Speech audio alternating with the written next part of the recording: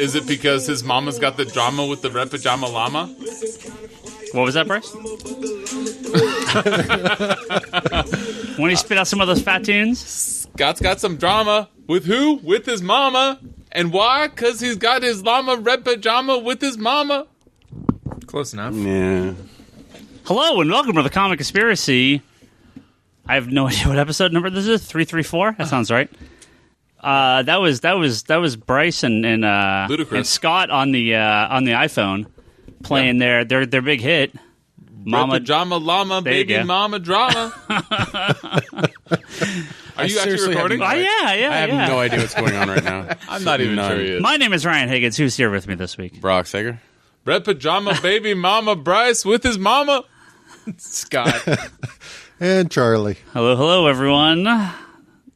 Figured whatever. Just hit record. It's the easiest way to start recording this fucking episode. By the way, if you're listening to this and you're like, what the heck just happened? Go Google this. I don't even know if you need to include Ludacris. It's the llama red pajama. So if you have kids, which I am not a breeder, but Bryce is. I am a breeder. Guilty. Guilty as charged. You may have some llama. Red pajama. The Red Pajama is one of the books. I think this is part of the Llama series. Oh. The Llama Cinematic Universe. But Ludacris basically reads one of the books, and there's a backing track to it, and it's pretty outstanding. It is tremendously outstanding. Clean. The best highly recommended. Clean, fun. 5 white guys talking about baby rap. So great. It's Ludacris. The best is when Scott has his windows down. He's blaring it in his car as he's driving down the El Camino. Red Pajama. So it's Ludacris. He's driving through East Side with that jamming at the side of his car. No, he's creeping by parks. Going, hey, ladies. Anyway, yes. Ludacris What is it? Power 106. What's in San Jose? 4 trees? No, what the hell is that? 7 trees? 7 trees? Yeah. Just jamming that, rolling down the road. 4 trees. Yeah, Just 4 how trees, white 7 are trees. you? I don't know. I'm 7 trees. I'm east of all that. You're whiter than any. Oh, it's terrible. I know that group of white men you're That's sitting why I'm with. making fun of how white we all are. Anyway, Yeah. Well. speaking of being white, let's talk about some comic book stuff. Ooh. You know who's white? Marvel's editor-in-chief, C.B. Cebulski. Wow, that's. Wait, is he really? Well, so Is he really? this is just the greatest story of all time. And the funny thing is, I mean, man, I remember this stuff happening back. This was 10, 12 years ago. And I remember there being some weird drama llama around this. And if we can get This Ryan would to start make- busting this out. By the way, halfway through. if you're listening to this, do yourself a favor, put it on pause, go spend 60 seconds YouTubing this Ludacris video. It'll because I'm going to refer to this more than once again during this podcast. So it'll bring a smile to your face, and who doesn't want a smile on their face? Anyway, so what is the story? I don't even know what the story is. so, Bryce, in your long boxes, you have the X-Men Age of Apocalypse 6-issue miniseries written by Akira Yoshida, writer of Marvel, a number of Marvel comics in the mid-2000s.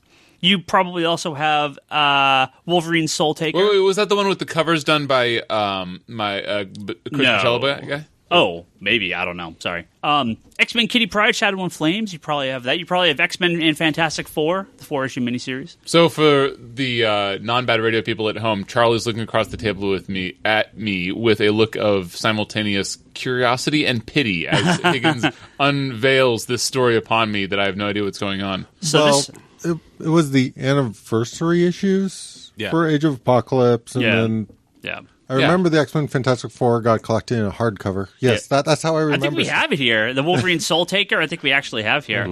So a bunch of these books were written by a Japanese writer named Akira Yoshida, who had done work with Pat Lee, worked at Dreamwave, right? Wasn't that his previous company, Pat Lee's company? Yep. Just worked for Dark Horse. Well, it turns out that was a pseudonym for C.B. Cebulski. Back when he was working as... so C.B. Cebulski did that 6-issue Age of Apocalypse anniversary thing? Yeah. So... holy crap. By the way, I, not sarcastically, liked that series. Have you read it? I'm pointing at Charlie. Yeah. It was incredible, right? I was super excited That for was it. pretty good. It was good. I mean, It was good. It was a good homage. It was a good continuation. I like kind of going back to that world. Yeah. I still kind of preferred the original stuff, but it was... I definitely didn't remember. It was actually one of the first times that I kind of went, fuck, I'm getting old, just because I remember when they started going like, it's been 10. I'm like, fuck, stop telling me stuff like that. True that. Just come out with it. Just say we're going back. Don't tell me why. Ryan, go on. The problem is he was working at Marvel on editorial basis at this point, right? He was working for Marvel, not on the creative side, on the editorial side. Oh, he did this without them knowing? Well, so apparently what happened, and I kind of remember people... at the time, there was a few of these guys. There was this guy. I remember people thinking that it was someone else, but I didn't know who it was. There was that writer X that did all the Mutant X, or not Mutant X. He did Earth X stuff. No, he did a couple miniseries, and it was no one knew like who it was supposed to be, but it ended up being just one of their like assistant editors or something like that. But basically, yeah, if you were on editorial or you were on a creative end or a not creative end at Marvel, you were not allowed to work to write for Marvel. It was a double dip on salary, so you can't make more than you're making in your editorial role. That sounds like communism. Well, so he actually was writing for other companies, and then under the same pseudonym, and then Marvel. This is awesome. Marvel hired him to write comics for Marvel. Wait, how did you back then? I mean, did the internet even exist 10 years ago? I'm just joking. So he this story gets a lot better. Well, I mean that's most of it. That's most of it. Now the best part of it is people claim to have met him. Met Akira. Yeah. The problem is because this was what? Where did this come from? How did you not have this in the show notes for me to prep? This happened today. This all came out today. All today. This is incredible. So yeah, they did meet someone. Many people at Marvel did meet someone that was a Japanese translator that was at Marvel, and they all thought that it was this Akira Yoshida guy. This is the best. This is incredible. This is too good to be true. This is so good. So he resigned from his position at Marvel and was rehired as talent manager, which is then when he left and was in China and Japan and the rest of Asia doing talent research and talent scouting. So so today's his first day as editor in chief, and he was outed as having a pseudonym under he was writing very Asian inspired. Let's say that is work for DC. Quite a pseudonym for a little white boy. Akira Yoshida. That's hilarious. That's a great story. A good way to start. Yeah, and of course, like the internet, people are like, he's trying to steal Asian culture, heritage, and it's like, dude. I mean, I think it's just funny that he got away with it. He got away with it. And he lied to the company that he is now editor in chief at, which is like so good. I mean, at some point he came clean and all that, so it's not like. But yeah, for a long time there, it sounds like he went to all the trouble of having fun, pointing like, "Oh yeah, so and so's met him." And so. Now there's plenty of people that use pseudonyms, right? When they write, and a lot of times, a lot of women using male pseudonyms because that's the only way they'll get hired. I mean, this is not, and people have pen names and stuff. This is not an uncommon practice, but I think the fact that he accepted work from Marvel, which goes against their contract, that's the sticky point where, like, he was working for other comic companies while being an employee of Marvel. And if you're a freelance creator, doesn't matter. You can do whatever. But if you're like Jim Lee can't just go and draw a Marvel comic, right? I mean, when you're or like the copy editor can't go copy edit at Marvel unless they're let go from DC because they're working for direct competitor. Right. I'm not excusing this behavior. I think this whole but I think it's really funny. Hilarious. I'm just saying there's probably a slight difference between Jim Lee and this kid when he was probably at the time in his mid-20s. Yeah. No, but again, I mean, it's a fireable offense, right? I mean, you're working for a direct competitor. Who's going to fire him now? But no, I mean, briefly they said in the article that I read that there were sanctions against him. I don't know what that means, and that's not. He was sanctioned. Yeah. If only sanctioning certain elements would actually do anything. He wasn't allowed to trade with North Korea. So. He wasn't allowed to fire ballistic missiles at DC. And then he did, and we didn't do anything about it. Oh, too soon.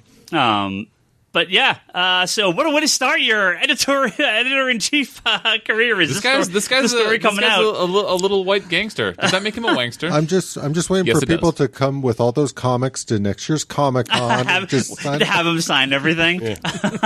That is brilliant. Can you get him to sign under a pseudonym? Did he must have had to practice his If he did, if he doesn't, I mean, he should. That should be something that as somebody that's now he should be able to take fairly lightly and go, okay, that's a good one. Sure, that's I'll pretty sign funny. all that stuff. Yeah. Akira. Yeah, I mean, if Marvel at this point is like, well, you're an editor-in-chief, I guess whatever. Yeah, that's hilarious. That's a great story. I didn't even know that. Shouldn't really matter what he does here. Good for him. Oh, watch out. There's something sticky on the floor. I may not have a great experience during this podcast, okay? Oh, Jesus. Oh, it sounds like any podcast I'm a part of. There you go. You are sticky. So let's move on. We're going to have a bunch of spoiler talk in the back half of this episode. Doomsday Clock, Runaways probably, and Punisher definitely. Some of it. But there was a couple other news stories I wanted to hit before we got to that.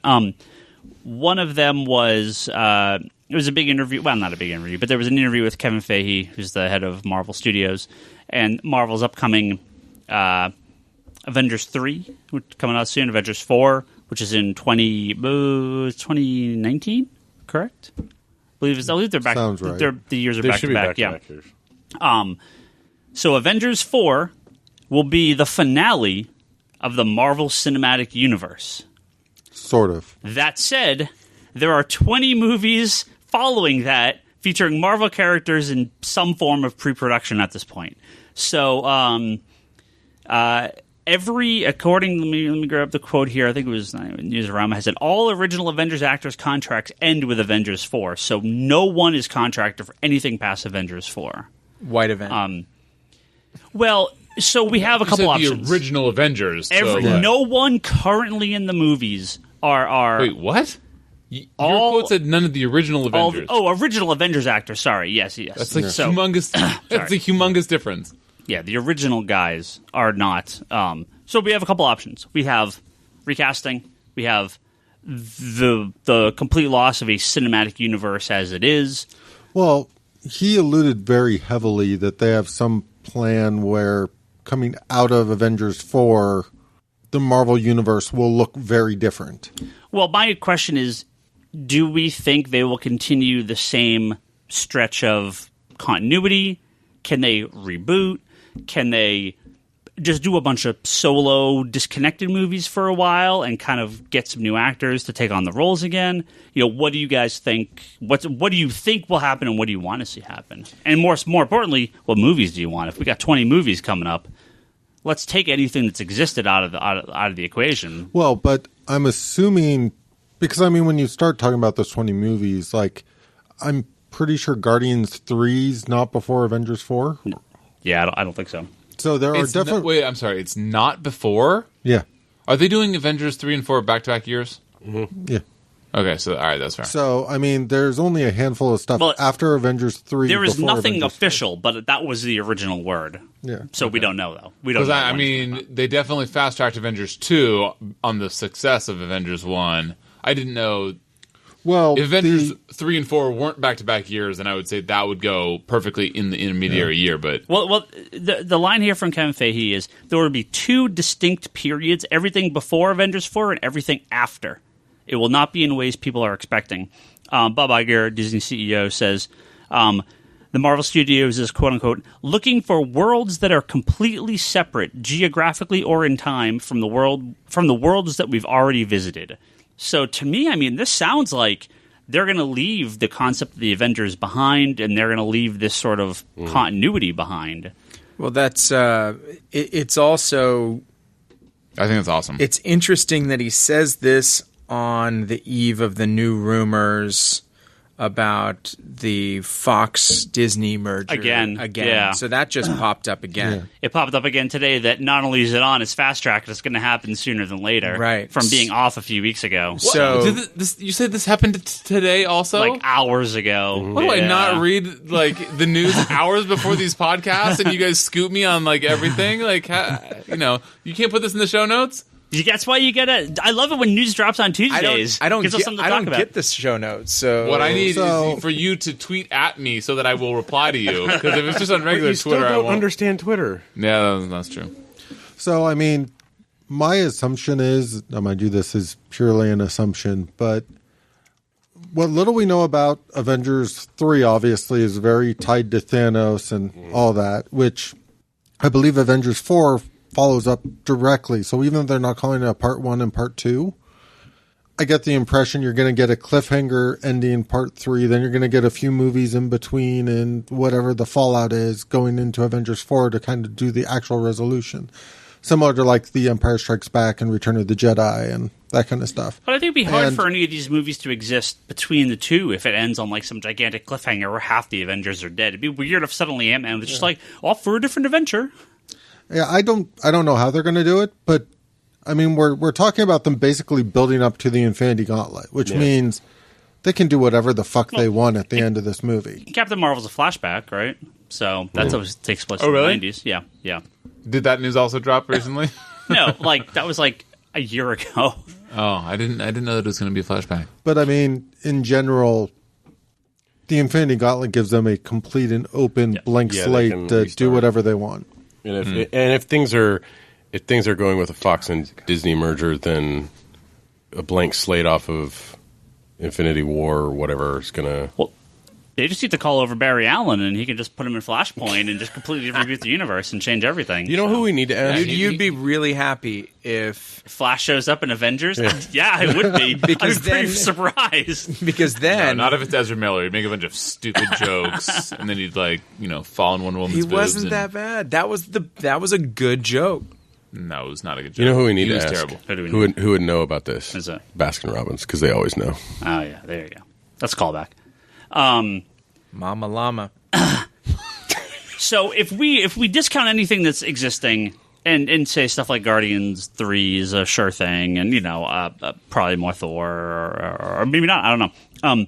I mean, what outside of that would work? They're not going to do Defenders, Daredevil, all the TV stuff I assume is off the table. So, and let's say X-Men and Spider-Man don't come over. FF is not part of it.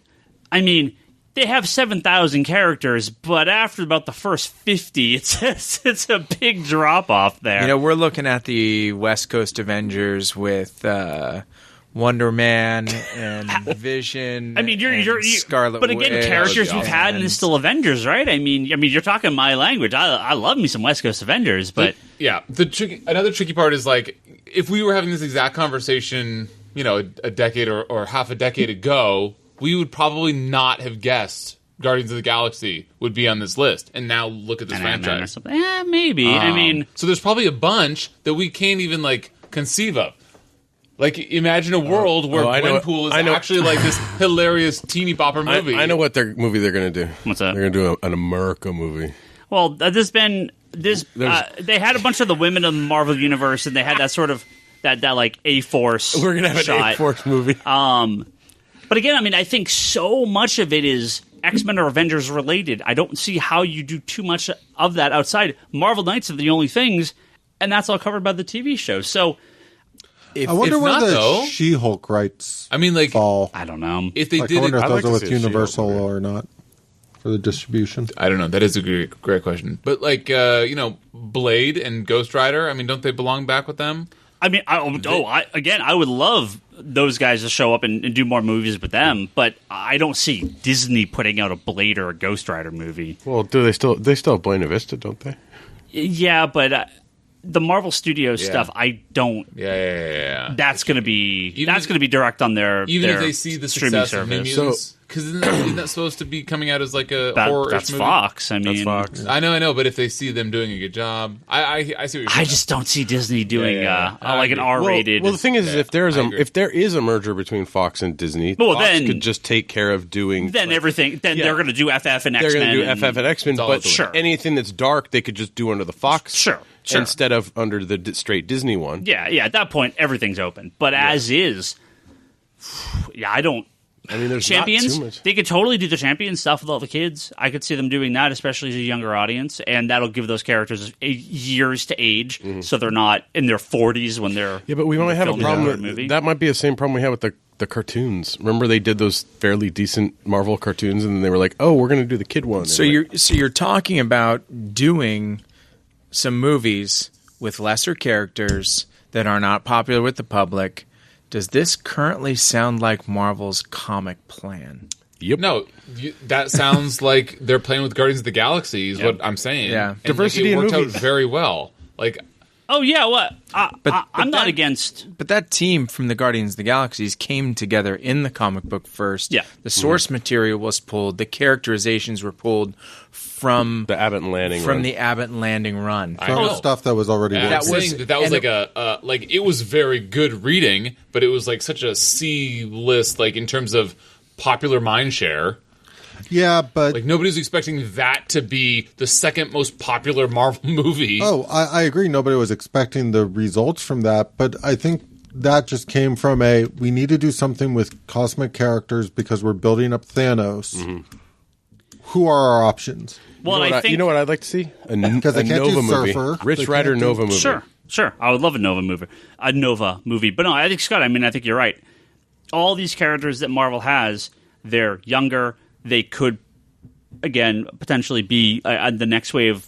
And I'm not saying maybe they would be great. I mean, I don't. We don't know whether we like Gwenpool or Spider-Gwen or America or Squirrel Girl. Miles Morales. But Miles Morales, they're doing that animated series or that animated movie. And I think that's going to be huge. I think isn't that going in theaters too? Charlie, do you know? I think so. I thought I heard Is that. it going to have the original kickoff run like they do with some of the DC animated, or is it going to be full run? I don't know. I think it's like a full on. I think it's like a full animated Disney movie. animated movie. I Maybe think so. they'll try to reboot One of their- Inhumans with the new. I hope not. I mean, there's characters. Yeah, they could do that. I mean, I don't know. I don't know The what story only- you do for Inhumans, but like, I think that'd be a tough Humans one. has gone too far at this point for them to try and market that to a movie. Yeah. well, I mean, the thing is, I mean, if we do, it depends on how they do it. Brock. It depends on how they do it. But I mean, again, if this Fox merger thing happens, you're definitely going to see AVX. You're going to see more Fantastic Four. Oh, yeah, Yeah, this of whole course. But conversation that's goes the out thing. the window if that merger happens. Can you imagine second part of Infinity War? Thanos is crushing everybody. Black Bolt steps out, freaking wipes him out with the Inhumans. Like the main Inhumans. Karnak, Black Bolt, Crystal, Medusa. Like all in one, just fleshed out. Well, I think New ones are for the So TV that's show. what they just tried to do in the TV show. Yeah, Yeah. but the movies and the TV show are very different. Where if you show them in equal terms or Well, if- better, it's the same thing as you would read when reading a comic. if when this somebody Fox comes thing in. goes through, I assume the end of Avengers 4 is the Avengers are wiped out and Wolverine and Mr. Fantastic kick Thanos' ass. I mean, that's exactly what I expect they would do. And they'll just be like, here's the new universe, the X-Men and Fantastic Four. Oh my god, No Avengers, but I would just lose that it. would be so awesome. Yeah. I would be able to handle it. So We might actually get a decent Galactus. other than the I if that would- merger happens, I got just you. bring all the cosmic entities for that one scene from Infinity Gauntlet. Gauntlet, yeah. Like, well, real quick, my brain would explode. Before we move on, we are recording on the eve of the Avengers Infinity War trailer, which does come out on Wednesday, so I'm sure we'll It is talk. Wednesday, right? It is I mean, tomorrow, we're not yeah. counting wrong and making it Thursday. Yeah. A lot of people thought it was Thursday, but it's actually coming out tomorrow, so we'll talk. Everyone, but except for Bryce, will talk all about it next Yep. week. I won't. I was going to say, Are you out on trailers too, Scott? Are you out? Yeah, I try to be. I'm Try not. to be. Yeah, try to be. Unless I see it in the theater, but sometimes I'll try to purposely go get my popcorn at that yeah, time. Scott hung out with me outside of the Yeah. theater, and we intentionally didn't watch the trailers, and then we came I'm in. sure I'll watch it 17 times. So. If Runaways continues to being very good, which we will get to later in the podcast, I could see them doing a Secret Warriors TV show. Yeah. Or, sorry, movie. Well, they did. Or TV they, show. But they sort of did Secret Warriors in Agents of S.H.I.E.L.D. Oh, That was- really? That's sort of the pitch for it, but it didn't. I mean, but again, Oh, I guess, sure, yeah, they could, Quake is in it. Yeah. I but guess they I knew could that. do any of this. I guess I stuff, knew right? that. I'm just trying to think of, like, if the merger... Because I'm trying to, like, put on ice that whole conversation about if the merger goes through, because that's obviously... Night and I mean, day it's difference, I mean, you got characters like what Hellcat, you got characters She-Hulk that they can they're still work Netflix. with.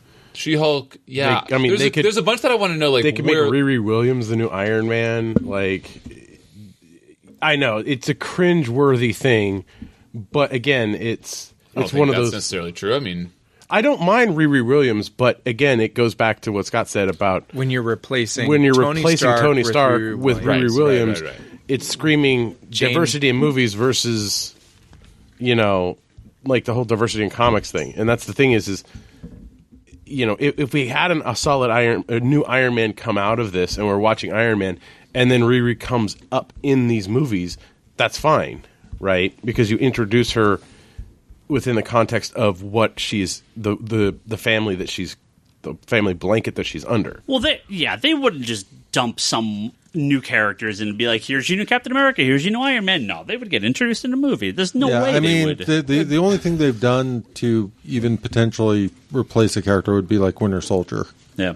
For Cap. But even then, like, I kind of feel like they're not going to just try and use one character to don a mantle. So I kind of don't shoehorn in new characters. It'd be crazy for a comic company to do that. No, for the movies they wouldn't. Unless they were like, I'm being sarcastic. Yeah, unless they were going to like completely reboot and just be like, I don't think that they would do here's that. The new Avengers, and it's all the new characters. I mean, they could. Hey, maybe they'll just take us to 2099. There's also something to be said about the fact that this interview, like, people have marketing lines that they say in interviews all the time. Sure, and for him to say, like, oh, we have 20 new movies planned, and there's, like, this well of characters that we can can pull from. It's like, what else is he going to say? So there's also that. Well, go back to the Marvel and DC announcements. I'm not thinking of the word I want to use, but when they announce, here's all the movies we have coming up, here's the timeline, here's everything that's working, and it's like, 80% of that's not happening at this point. You know what I'd like to see? This is what I'd really like to see. I'd like to see the Squadron Supreme. And so that all of the DC fans could see what Justice League really should be. Like a good movie, a good Justice League done by Marvel. Oh, that would be incredible. It's going to be the shot across the bow after the Terrifics. No, that's okay. At that rate, we'll just get the Sentry. No, the Sentry was awesome. The Sentry was awesome. I loved the Sentry. Sentry was awesome. I totally agree. Loved him. I mean, they absolutely could. But the problem is, if they were going to do the Squadron Supreme and that stuff, I would totally want them to do it with the Avengers still around, so you could do sort of that. A little battle. Yeah. We're going to move on to some spoiler talk and then some questions at the end. So I guess fast forward quite a bit if you don't want to hear any of this stuff. We're going to talk about Doomsday Clock, Runaways, then The Punisher show. Not full spoilers on everything because a lot of us haven't seen everything. But we're going to talk about them a little bit here. So let's talk about Doomsday Clock. We had our midnight sale. Sorry, last week our episode went up a little late because we're doing our midnight release for Doomsday Clock. We had. Was it late or was it really early? No, it was late because it was the next day. Oh, but it was early next day. It was early in the next day, which is late. We did a midnight release. We had about 40 people here. We had a solid line all the way through the store. Ton of copies. Mm-hmm. We're out of one of the covers. We're running low on the second cover, on the Superman, the blue cover. The Gary Frank Watchmen Superman one, yeah. Yeah, we still have some of the regular Watchmen in the lenticulars because we ordered a lot. But, this has been one of the best. This has been the best-selling comic that we've had. We had 50. We shipped out 42 sets on Tuesday of last week. Like 8 more and then 8 more this week. So we sold total of 50 sets. Yeah, we had 50 sets. And then almost every person that came in on the midnight release bought all 4. Almost all of them bought all 4. Yeah, multiple sets of all 4. Yeah, well, I didn't actually sell that many multiple sets. I sold a lot of sets of all 4. A couple people picked up 2 of one, 2 of another. But we sold quite a few. And going back to, had I ordered a lot more Rebirth, we probably would have sold it. But this is the highest selling, highest order comic we've ever had in the store, and we're still blowing through copies every day. So it's the hype is real in this book. It's crazy. Ever. Since your ownership or even since you've been working here? I mean, there's no way we ordered more copies of anything previous to this before I started working, or when I was just working here. Not identity crisis. I mean, we sold a lot, but nothing like this. Infinite Crisis, because we don't count the Harley Quinn store variant. That's a little separate, yeah. Infinite Crisis, we sold through quite a few of those when that first came out, but not like this. So, I don't think there's too much to talk about in the issue because it is very much a setup issue. I mean, there's obviously some very, very cool points. But we're just I have into so many story. questions about this comic for those of you that know more than me. Everyone does. That's the thing. And nobody has any answers yet. We're just starting this. Mm-hmm. Okay. We're just starting the story. I just want to ask questions so that I can confirm that I'm not missing anything that you also don't know. Ask the questions, and that'll be a great way to talk about the episode. Fucking mime guy is like the greatest character ever. Who is he? The answer might be he's new, in which case he's awesome. So they are supposed to be Punch and Julie. Who the heck is that? So a lot of the Watchmen characters are based loosely off Charlton characters, right? The DC bought. We have said this 1,000 times. Yeah. So there are two characters in the Charlton universe that have been in. They were in Suicide Squad. I think Punch and Julie were both in Suicide Squad, and they've shown up in other stuff since they've been in the DC universe. But they're just two married or love boyfriend girlfriend supervillain heroes. Occasionally, they're just whatever they are. Any powers? I don't think so. Punch and Julie, I don't think they really have a lot of powers. Imaginary gun. They've barely shown up in anything. So Mime and what's her name? I don't remember what they say her name is. I don't know if they gave her a code name. Yeah, they didn't want Mime. They wanted her only. That was the best part. Yeah. Right. Yeah, I thought they did give her a name. And if they don't have powers, why did Ozymandias want them? None of them. A lot of them don't have powers. Comedian doesn't have powers. Rorschach doesn't have powers. No, none of them have powers except for. Well, the original Rorschach doesn't. Well, yeah, we'll talk about that in a second. Wait, okay. Oh man, I have so many questions. Wait, so at the end of Watchmen 1, sorry, at the end of Watchmen, yep. What year is it? 86. And so this picks up 6 years later. 6 years later. 93. 92? 92. Yeah, 92. Okay. 86, 87. I mean, it's supposed to be when the books were out. So yeah, 86, 87. Yeah. Okay, so I do not remember. Oh yeah, Marionette. Her name is Marionette. Okay, that's her superior name. Yeah. I do not remember the end of Watchmen because it's been over a decade since I read it, and I did not read a refresher before I read this. Ozymandias, 37 minutes ago, whatever it was, called upon the great Cthulhu to come down and destroy the world to try to fix humanity's problems. That I remember. Trying to stop him, Rorschach gets obliterated by Dr. Manhattan. Mm-hmm. Okay, so Rorschach does die. Yeah. Okay. Well, yeah. As much as any other comic book hero dies. Yeah, he gets evaporated. Right. So whoever this is not Rorschach in this, because you see his hand, he's black, he's African American or something. So I didn't know if he had something on his palm, or if it's just that, like, look at me, I'm a black guy, therefore I can't be Walter Kovacs. Right, he's not Rorschach. Okay. He's someone else. And there's a couple people. John Stewart. But he does a great, even with the he does a great Rorschach. I'm very curious to see where it goes with, like, the whole, like, why is he so obsessed with being to the letter Rorschach? Like, No, then there's a couple characters in the original Watchmen that are African American. It doesn't mean that this person necessarily is one of those people, but there is let me grab that real quick, because in the backup there's a newspaper strip that's talking about. Yeah, I tried to absorb that just like I tried to absorb all the. It's talking about Rorschach. Roger Jackson is supposed to be his. I'm trying to remember what they say he is. He's like the arrest and conviction of Roger Jackson, a young thief who had evidence seemingly mounted against him working with Rorschach. But just to the best of my knowledge, this is not a character that has shown up. Okay, that was my question. Yeah, so have we seen this guy before? So this Roger Jackson, it could be him. Right. So there's They could be trolling us too. Yeah. Yeah, we have no idea. We have no idea who it is. And I think, again, that's intentional up to this point. So I'm sure that'll be a mystery through the series, and we'll find out who Rorschach is. But yeah, Rorschach, Ozymandias, and now Marionette and the mime, they're searching for Dr. Manhattan. Yeah. We don't really know why, but just he's gone. Well, I always assume if you don't know where Dr. Manhattan is, you'd probably want to know. You probably want to know, yeah. Well, he's right outside their window because of that blue tent light coming in. Okay, so also, is there any particular reason why this is 6 years later and not less or more, or... Well, it is, I believe, if I'm not mistaken, that date is the week of the death of Superman. Mm-hmm. Yeah. Oh. Yeah. Oh, my. Yeah. Okay.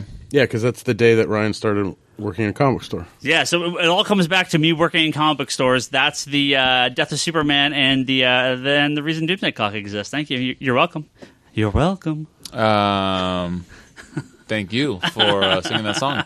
Okay, so I'm sure I have some other questions. But then, it was a great read. When it feels like Watchmen, too. Oh, God, yeah. yes. It totally feels like Watchmen. Before reading this, I don't know if butthurt is the right word, but I kind of wish DC would have just left Watchmen alone and had it be its own thing. And I was like, I really like what it is. And once they try to incorporate it with the DC characters, I'm sure it won't retain its sort of like. Well, we're a bunch of old guys, but Scott's going to be the one that I'm going to have. It's good that you're here for this because I'm going to run something by you, Scott. Now you're pretty easygoing when it comes to comic stuff, so you're not going to be the type of person I'm going to talk about here, but you're the right kind of age. So let's just kind of run through this. If you go back to when Before Watchmen came out, a whole lot of people of a very specific age of comic readers were like... Our age? Fucking a little bit older. Livid at Before Watchmen. Like, people were fucking pissed this was going to happen. Before Watchmen? Yeah. That people... Because we're a couple... DC would touch anything so sacred that Alan Moore did without Alan Moore. We're all a few years... Is this just more internet anger? Well, you love to report on internet anger. Yeah, but I saw this in the store too, where people were like, "How dare they do something with Watchmen?" Now, see, Scott's on the age that you would have been an adult reading comics when Watchmen came out. You would have been.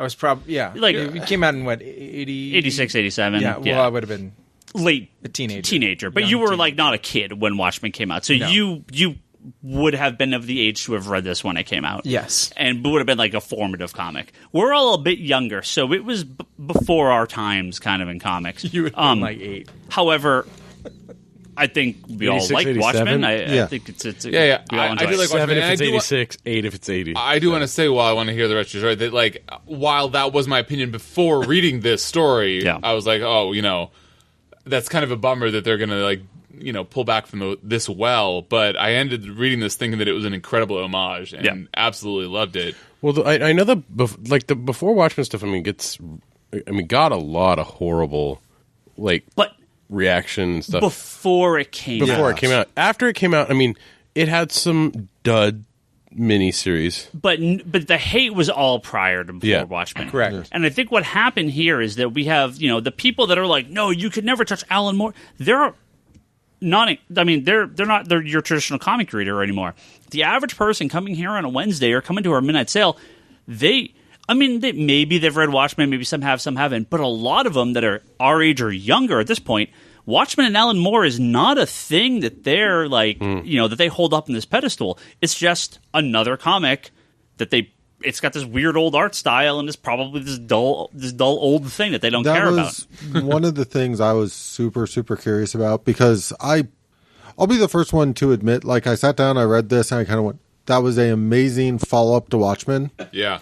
But that wasn't what I was expecting from Jeff Johns and reading this you had to have you had to have read Watchmen. Oh, yeah. You had to if you were just going based on Rebirth and Doomsday Clock and all that, you jump into this and not really get your next thing. We do have the Superman bit where we have a couple pages of Superman having a dream about his parents getting killed in a car accident and him waking up and telling Lois Lane, like, I don't think I've ever had a nightmare before.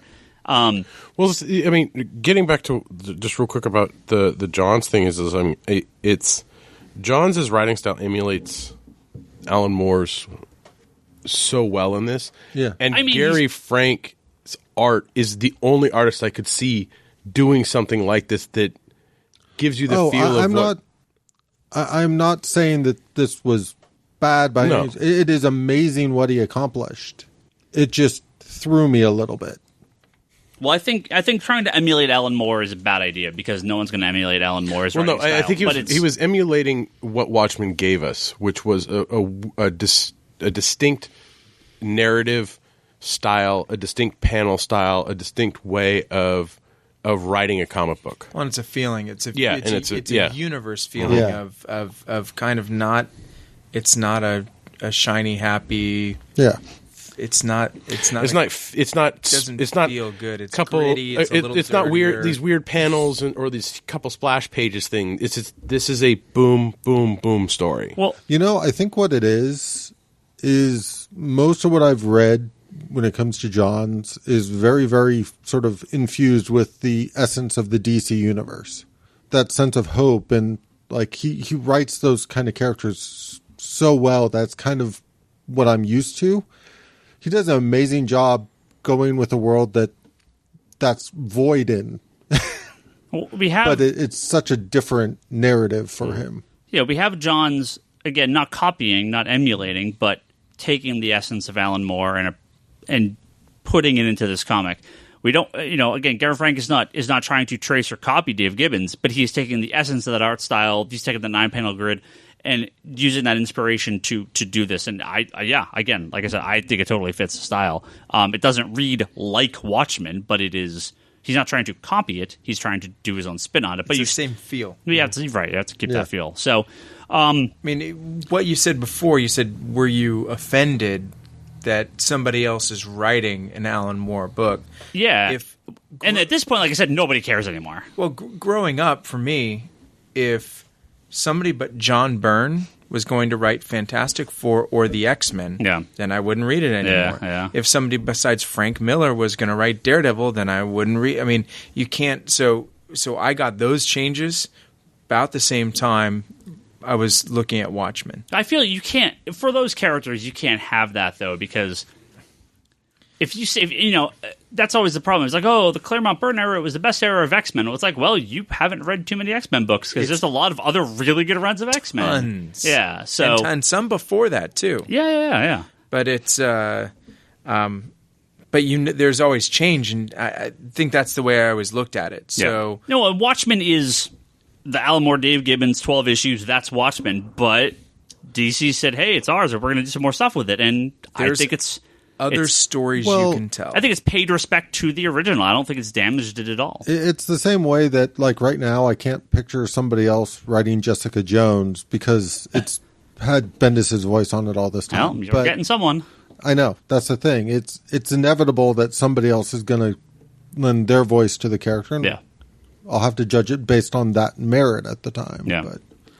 But 12 issues, once a month.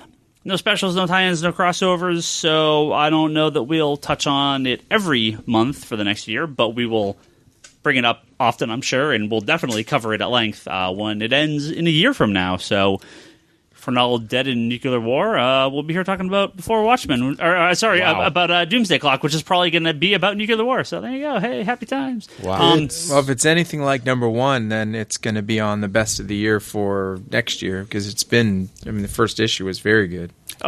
Speaking of very good, this is a very good time to warn everyone and top of your lists. If you have not gone to your local comic shop today, go and purchase Batman Annual that's out this week by Tom Number King. 2. It is already $25 on eBay, so hopefully your store has some. It's already sold out. Second print's coming.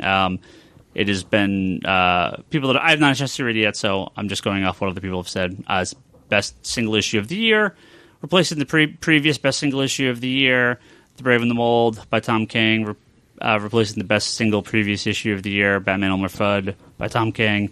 It's Tom King and Lee Weeks do same creative team. So, apparently every book Tom King does is better than the last, and this Batman Annual is supposed to be the best of the bunch. So, sweeping the Eisners. Crazy. His name should be Tom Midas. Whoa, hey. Let's move on to some TV movie spoilers here. Let's start with Runaways. Bryce, are you the only one here that's seen Runaways? I am a man of wisdom, handsomeness, and knowledge of Runaways. And you watched all 3 so far? Until I believe yesterday, there were only 3. So I've watched the 3 until I think that one was released last night. Although I thought they were released on Tuesday night, which would be tonight. But anyway, I'm as caught up as almost anybody. Okay, Bryce. Ooh, yeah. I like Brian K. Vaughan. I read the first issue of Runaways. It did absolutely nothing for me. I didn't like it at all. Should I would say what is wrong with you, but I've been friends with you for too long. Should I watch this show? No, because you are a hater of the highest caliber. But I was able to sell my wife on it, who is a normal, as I like to call them, civilian, based on like sort of this pitch, which is to say that go ahead. With all of the comic villains of our world, imagine a world where you have villains of every sort of type and or genre. So you have the Kingpin couple, and you have the evil mutant couple, and you have the evil robot couple, and all of these sort of archetypes of villainy that you see in all of your fiction for your whole life. And imagine that each of these sort of token couples had a child, just one child, that they had to sort of, bring into their own and bring into their new world order that they were trying to usher in. And what stems from that is the Runaways. Is each of these sort of archetypal character sets has their token character, and they all basically team up. Subsequent to that, there is the issue that the acting is good, the production is good, the sets are good, and the story has been beat for beat very in line with the actual Runaway story, which I read all of and loved until the ending. And even the ending I didn't hate. I just was like, I don't know, for those of you that have read the ending, it kind of gets a little batshit crazy. But based on that sort of preview, I sold my normal wife on it, who, by the way, does not, I'm not able to sell her on everything, even though I'm an incredible salesperson. But yeah, it's a great show. Even more great. By the way, if you've read the Brian K. Vaughan stuff and you liked it, you definitely deserve or should do yourself the favor of seeing this show. If you haven't, I think it's still a great show. If you're watching any of the CW stuff, I don't see how you don't watch this. This is just as Pretty People with better action, acting, and premise. Like I said, I'm not... Look, I'm not the biggest Black Lightning fan of all time, but I'll totally watch the show. Like, sure. Like, when does that start? Next January? year, I think. January. So, I mean, yeah. For someone that is not familiar with the comics, do you feel like the show does a good job? Yes, it does. It's worth watching? It does not force any comicness down your throat at all. I mean, if you've read the source material, again, it's pretty comic light. I mean, the idea is that there's a child from every sort of archetypal villain group. Again, I said the evil... The robot couple and the evil Kingpin couple and the evil mutant couple and the evil scientist couple and the evil time travel couple, and they all get together and they have one kid, and they're all all of the parents are in sort of this villain cabal or this villain team, and their kids all become teenagers and get wise to their parents' machinations and rebel against it, which is exactly what teenagers would do. And yeah, so it's a great story. Cool. Everyone else gonna watch it? You'll watch it. And by the way, Scott, the casting is incredible. I mean, it reminds me of any of your CW shows in terms of light and color. I think that the CW shows do a great job of casting. Well, 3 episodes in, I mean, you feel like it follows the comics, because I love the CW shows, but they're totally unlike the comics. So it follows their own thing. So when they are covering the kids, it is following almost beat for beat the comics, but they do. They double down on character development of the parents, which is not at all in the comics. But by the way, it's a refreshing change, because it's like this extra element. It like doubles the length of what otherwise would have been the show, which is very refreshing. It's very nice to see like why some of these, because when you're reading the comics, a lot of the parents' choices make absolutely no sense, and you're just sort of like give it a pass because you're like, okay, this is a story about the kids anyway. But they give a whole lot of extra color to the motivation behind the parents, which is really refreshing from a character development standpoint. Now, I know Runaways, the comics, at least at the beginning, were very disconnected from the regular Marvel universe. Does this talk about Marvel stuff? Does it feel like it's not at all? It might have, just like the comics. Yeah. It might as well be in like a total. I think that because they bring him in later, but the early stuff it's completely disconnected from the regular. Yeah, comics. I think that in one of the early issues of the original run, they like fight the Wrecking Crew or something like that, and Nice. maybe they do in this show. That frankly, that I would love that. That would be awesome. But like, I could also see how they just sort of ignore that because it's been very comic light. Other than these like villain tropes, there's not any like. This is a comic movie. They say they do a big job of branding, Marvel's Runaways. But outside of that, there's like no comic branding. So they're not talking about Spider-Man or the Avengers event or anything like that. They're completely separate, nothing at all. Nothing at all. That's cool. I was actually really shocked to even see a Marvel thing outside of ABC or Netflix. Yeah, but refreshingly so. It's a really good watch. I don't mean to hype it up too much because it's not going to, give you a little tug under the table like I'm doing to Scott right now, but it is going to, give you a very good binge watching session. Well, Runaways is Marvel proper, right? Yeah. Runaways is endlessly popular, the comic series, so I'm sure it's the perfect thing to get again a younger audience, a teenage audience into it. It's there's not 50 years of continuity you have to deal with here. It also does a great job. I mean, hopefully this is used very calculatedly, in an effort to get more young people into the Marvel universe because they have talk about like the villain tropes that they have, one of each archetype. They have exactly the same with each of the teenagers. There's the dude jock, the emo girl, the popular blonde, the outcast, the Breakfast Club group. The Breakfast Club group, exactly. How's the dinosaur? It is awesome. The show is pretty effects light, so of course the dinosaur in. You don't, spoiler alert, you don't see the dinosaur in its full majesty until episode 3. You get glimpses until episode 3 when you see the full thing, but it's got a nose ring. You just see the corner of it coming over Muldoon's shoulder. Clever girl. Yeah, exactly. Okay. Just cutting people's arms off and dropping on Laura Dern's head. That's right. Good stuff. Hold on to your... Just eating in the brush. Hold on to your butts. Hold on to your butts. I'm going to spit at Wayne Knight's face.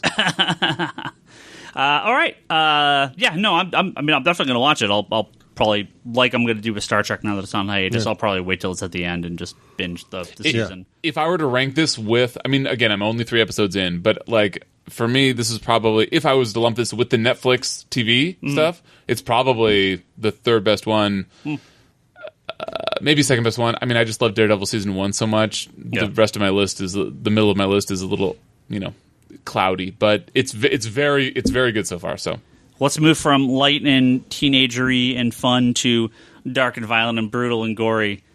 Hey, spoilers. Scott, I know you finished Punisher. You burned through that real fast. And Charlie, you're almost done. Yeah, I'm 9 episodes in. Okay, so we're not going to spoil anything like end of the show, but again, I watched the very first episode. I watched call it the pilot. I watched the first episode. That was awesome.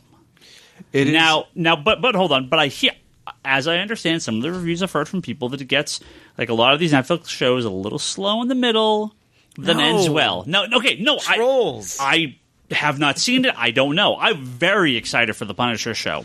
Do you agree with that? First off the bat, you finished it.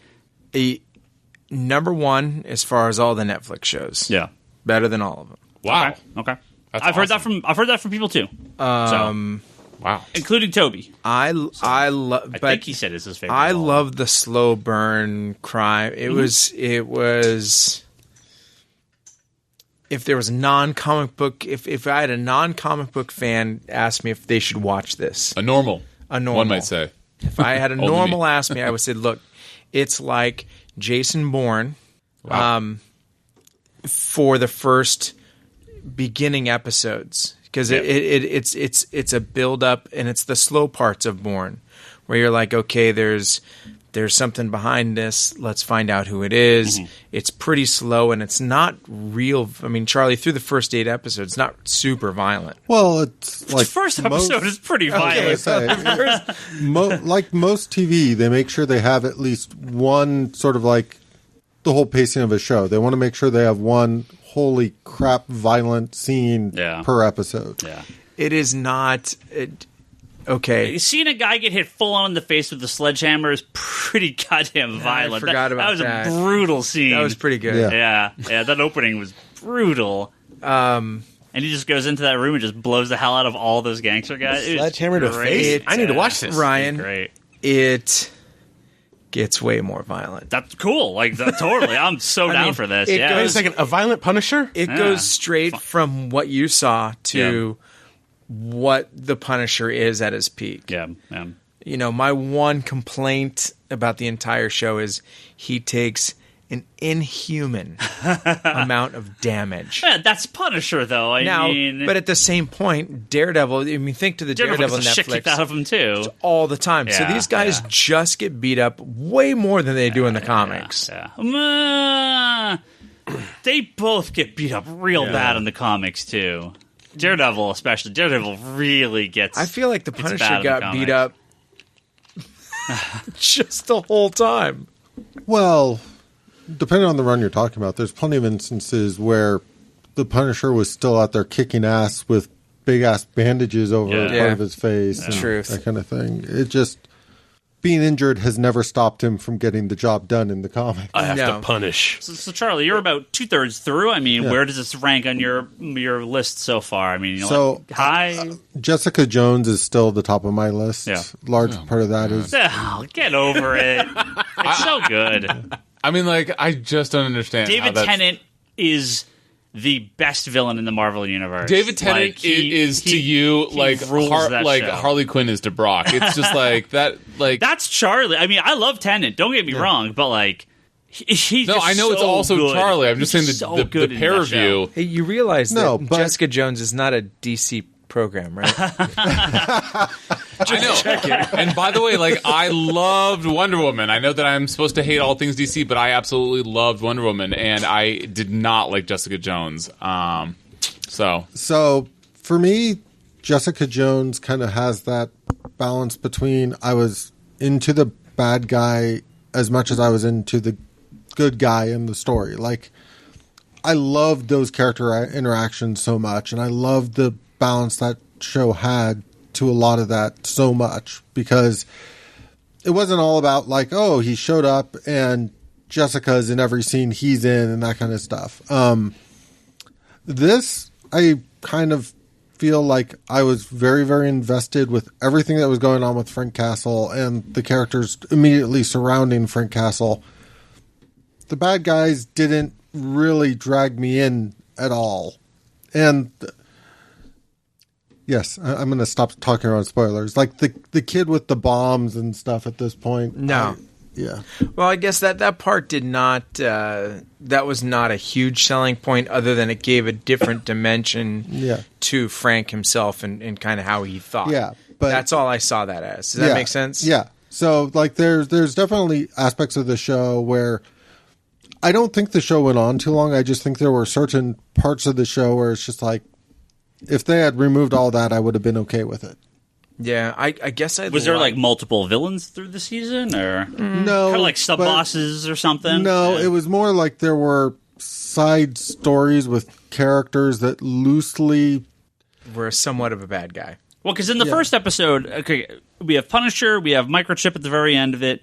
You have the lady and the new partner guy and her dickhead boss, like, and the kid that gets the shit kicked out of him. Although I assume he's probably gone. I don't know that he sticks around.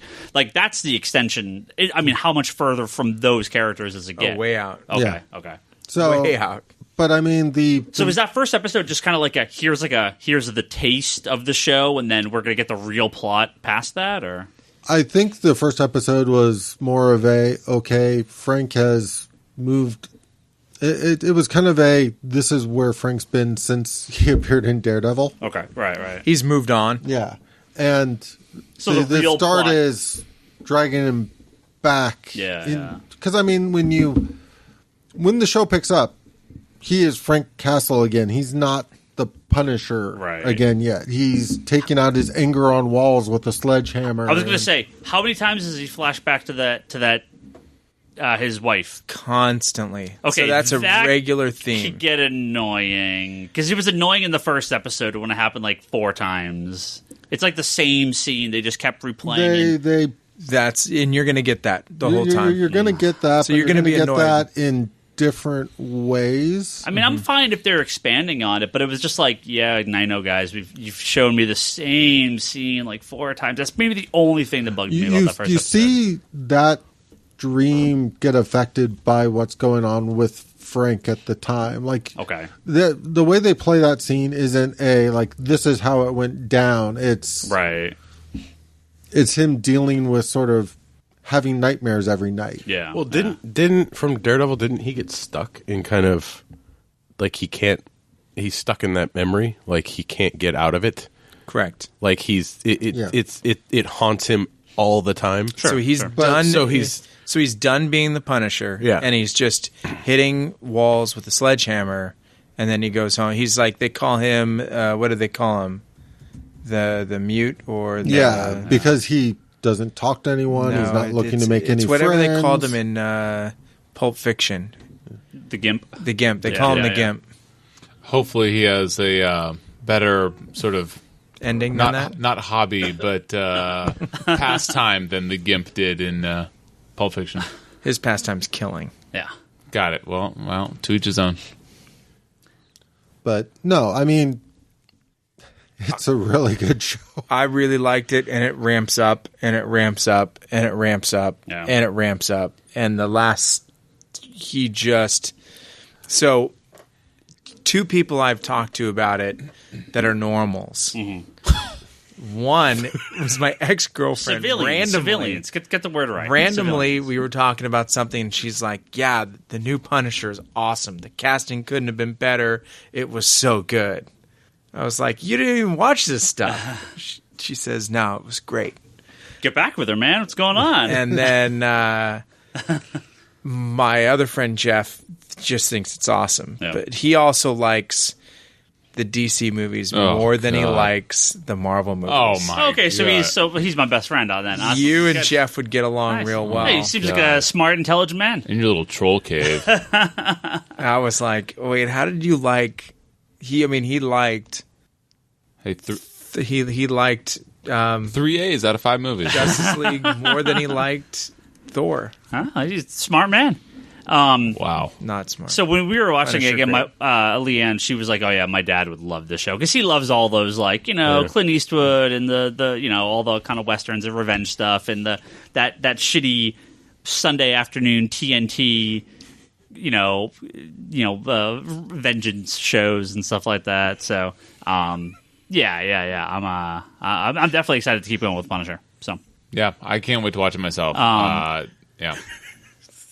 Okay, Scott just llama finding stuff on the internet. Red pajamas.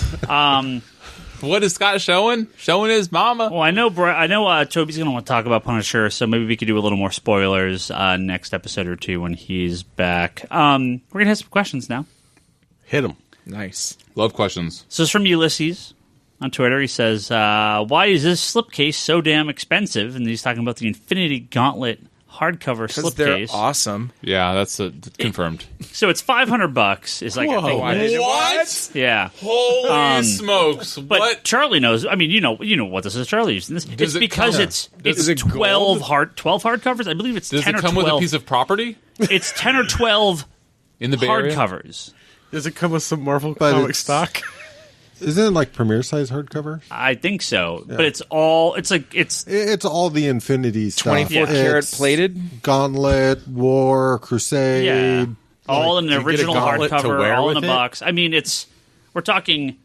I don't want to say 10,000 pages, but it's a humongous collection of stuff. So yeah, I think it even has the Infinity Watch stuff. Yeah, it's like the size of like a short box. So. Yeah. Okay, that'd be pretty awesome. That sounds incredibly sexy. But he says that it's a slipcase. That sounds more like it's all the hardcovers go into. That sounds like an extra shelf. Like that's not a slipcase. It's basically like a shelf. Yeah. I really needed to confirm that they're premiere sized, because if they're deluxe size, I'm totally... Yeah, it's 12 hardcovers. You're saving your pennies now. It's 12 hardcovers. You're breaking open the piggy bank. It's like stacking those quarters up. Yeah. Let's see. We got a lot of questions about Infinity War trailer and Punisher and Runaways, and so we talked about all that stuff. Dan asks a question. He says, most underrated comic series of 2017. Well, that sounds like a great question for our end-of-year podcast, which we're going to be doing in a handful of weeks, end of December or first week in January. We're still figuring out our dates, but we're going to do 2 episodes back-to-back. First one is going to be our top 3 favorite comics from Marvel, DC, and the Indies, as well as some runner-ups, and we'll cover some of the big news of the year and kind of recap some stuff. Anything by Al Ewing. Our second episode will be our top 3 TV shows and our top 3 movies, comic book based, of course, because there's so many of them we can do that now, as well as some runner-ups and honorable mentions of non-comic related stuff, and that'll be a whole second episode. And I hope to have everyone here, including Bryce and Toby, and maybe we'll see if Scott wants to swing by, and we'll get some special guests. Will there be a llama in red pajamas? No. Toby There'll be a follow-up video by then, I'm sure. Oh. They'll do the entire series. Norman video asks, with who? With their mama? Norman asks, in the latest solicitations, was Cyborg canceled? Yes, it was. Cyborg has been now canceled. That makes 3 Rebirth titles canceled. Cyborg, Superwoman, and Blue Beetle. Called it. That classic Justice League hero. Glad. Cyborg? Yeah. Well, I mean... Here's one. Bryce, here's one just for you, and I know Keith is a big fan of yours. This is for you, Bryce, okay? My man, Keith. Oh, wait, Keith tweeted me. Is this... okay, go ahead. Don't you think the terrible CGI is largely to blame for Steppenwolf being so terrible? No. He's drawing comparisons to Malekith, but at the end of the day, Malekith looked cool. There's absolutely no reason why Steppenwolf needed to be CGI. Flesh and blood can go a long way. Bryce, you hate Justice League. You hate Steppenwolf. Dude, why do you say that? Because you hate Justice League and Steppenwolf. So why don't you tell us more about how bad the CGI? You feed this narrative Trump style. Like I actually didn't. Look, you troll him. He trolls you. Okay, that's the way this works. Okay, touche. Someone called me out on my Trump-like whataboutism on the Justice League episode. Good, I was you like, deserve "What about it. Marvel? What about Marvel?" And that was very intentional too, by the way. So. Oh, I'm sure that you. Yeah, you meant. We know you have the best words, right? I have all the words. Anyway, Keith, my man. Obviously, if you're a fan of mine, you're very handsome and well educated, with good genealogy. The thing about Steppenwolf and being subpar like Malekith is that he's worse than Malekith because he's a DC character. Just kidding. Okay, look, I think that Steppenwolf was bad because of 30% bad CGI, but I also think that it was 40% bad character development and story writing for him, and 30% missed opportunity. I think that hardcore DC fans, I'm a DC fan, but I would not call myself a hardcore DC fan, deserve better than their villain of the movie that we've been waiting all of our adult lives to see. They deserve a better villain for their movie. He's a level 2 boss. He is a level fucking 0 boss. And... doing these cheap shots, like calling out, like saying words like New God and saying words like For Darkseid, when nobody understands other than us, which is a very small percentage of the movie going audience. That's just doing a disservice to the franchise, to the extended universe. That also adds into why he was not as good as he could have been. And I just think that. He could have been. It could have been any other villain done better. It could have been him as the villain and done better. Missed opportunity. I say 30%. Maybe it was more than that. But what are those 2 little spike horn things coming out of his chin? Like, is it his beard? Does he have to shave those off? Is he an alien? Are those bones? Like, what's going on with that? It's just like, oh, he's an alien. So clearly, we'll make him 99% humanoid, but we'll give him an axe that glows like the hockey puck in all the NHL TV broadcasts when they're trying to get all the normals to follow the hockey puck, which they got rid of, thankfully. And we'll just make him unrealistic looking enough that it's very painfully obvious that he's a CGI villain. So there you go. My breakdown is 30% missed opportunity, 40% no character development, and 30% bad CGI. You're welcome. All right. There you go. Akira Yoshida Jr. on Twitter asked... Is that CJ Cebulski? Cebulski? I still don't know his name. Uncanny Kyle, although his new name is Akira Yoshida. Uncanny Kyle, another handsome gentleman. He asked a great question here. Now, this is a very specific question. Don't think about it in the classic terms. Think about it in specifically the terms he asks. Whedon's 2012 Avengers, the Avengers from that Avengers movie, versus Joss Whedon and Scott Snyder's Justice League. Who wins in a fight? No, that is the stupidest question, my man. Listen, Justice League... What studio's making it? Justice League embarrassed itself when it's like, we have the best team here. We have the best people, and any other news is fake news. Like, that team... Like, Earth gets taken over, except that they resurrected Superman. In a world where they don't resurrect Superman, that world gets taken over. That team loses, and then Superman's like, hey guys, I'm here. Hey, Hope Man, don't forget about me. And then he literally, single-handedly, he rolls critical hits all up and down Steppenwolf, and Steppenwolf loses one-on-one to Superman. By the way, Steppenwolf beat the entire rest of the Justice League, including USB fucking Cyborg Mother Box. And if it wasn't for Superman, that whole team loses. Yes, Scott. It's Superman. No, but that's what I'm saying. I mean, it's my answer is that quote unquote team wins against the Avengers because of Superman and nobody else. Well, let's do this. You could say Superman versus the Marvel fucking universe. Let's do this as it is cinematically, and Superman wins. Like, let's start taking some characters out of this equation as they as they kind of pair off against each other, and let's see where this ends up. Superman. Mm-hmm. Thor and Hulk, I think he could take them both at the same time, but I think that takes Superman out of the fight. Mm-hmm. I think he's level with Thor and Hulk. Yeah. No. Yes. No? No. Superman is still going strong. Wait, so you're saying Thor and Hulk are equal to Aquaman and Wonder Woman? Where the fuck did you get that? No, I'm not saying that at all. You're saying they're... I'm saying that either one of them could beat Wonder Woman. I'm just saying that Superman could beat everybody. No. I think the False. Superman that is in Justice League, while, I mean, very powerful, but again, I'm trying to remove the comic knowledge here. I'm trying to look at just as he's portrayed within the movie. I think. Well, Hulk, okay, troll answer then. He would just fucking kill them all, so one at a time, and so he would fucking course he would win anyway. Okay.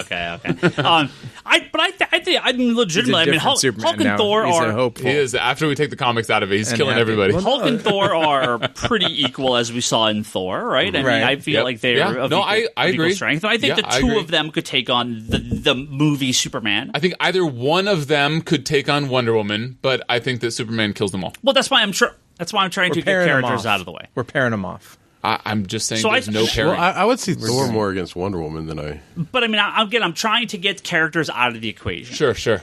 Cap and Batman, again, I think are again, you put this in the comics, Batman beats the entire Avengers one-handed. But in this movie universe, Cap and Batman, I think, would... Not Justice League Batman, though. Christopher Nolan Batman, definitely. He beats all the Avengers by himself. But Mr. I Run Out of Bullets, Affleck, I'm an old man that likes to drink whiskey mid battle plan. No, I disagree. I think this Batman, Chris Nolan's Batman, is more human, and he'll get his ass beat. Right, he gets his ass beat all the time. Yeah, Christopher Nolan has a really... Now, he was not a good fighter. That was the whole point, that he was like a way human Batman. This is Justice League Batman. He can do whatever the hell he wants. But I think him and Cap would pair off.